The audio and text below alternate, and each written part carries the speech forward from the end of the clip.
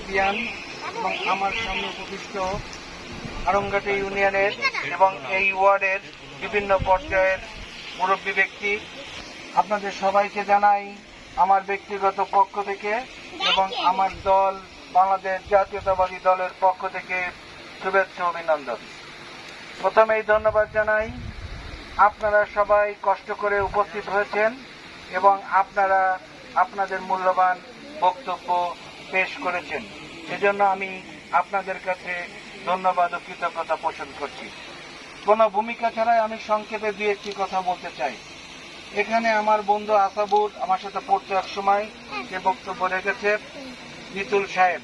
আমি পরিষ্কার বলতে চাই, আমি কোনো সাহেব না, আমি আপনাদের সন্তান, আপনাদের এলাকার ছেলে, আপনাদের ভাই, আপনাদের বন্ধু, আপনাদের চাচা পথ করতে চাই। প্রিয় উপস্থিতি, আপনারা